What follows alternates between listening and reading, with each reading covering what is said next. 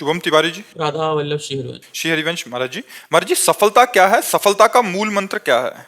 क्या हमारी मानी हुई मान्यता की पूर्ति ही सफलता? मनुष्य जीवन के बंधन से मुक्त हो जाना सफलता है। ये जो मनुष्य जीवन है, मना खष्टान इंद्रियाणी प्रकृति स्थान कर्षति, जो मन 5 ज्ञानेंद्रियों के साथ भोगों में जा रहा है और भोग हमें परास्त कर रहे हैं, इससे मुक्त हो जाना। जो हम जन्म मरण के बंधन में विवश होकर जा रहे हैं, इससे मुक्त हो जाना। काम क्रोध लोभ मोह मद मत्सर, इन पर विजय प्राप्त कर लेना।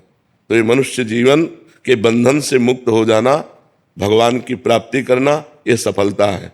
और इसका मूल जो मंत्र है वो भगवान का नाम है, क्योंकि उसी से बुद्धि शुद्ध होगी, उसी से पाप नष्ट होंगे, उसी से आपको आत्मबल मिलेगा, तभी आप इस मार्ग में चल पाएंगे।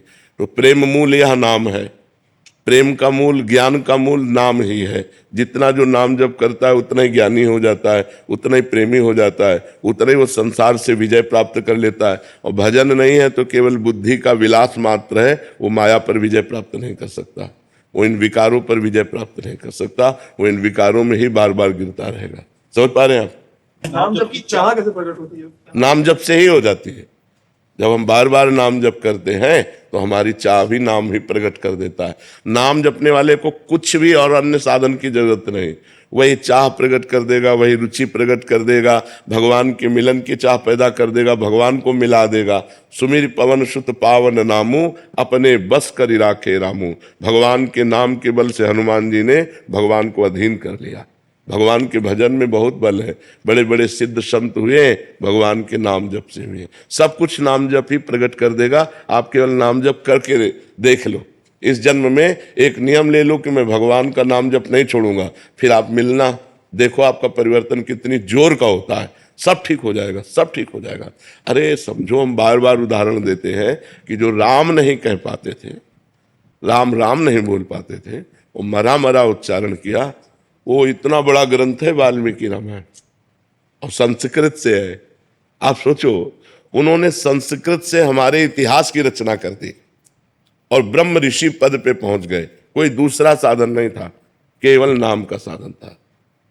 केवल भगवान के नाम से ध्रुव संगलान जप्यो हरिनाऊ, पायो अचल अनुपम ठाऊ।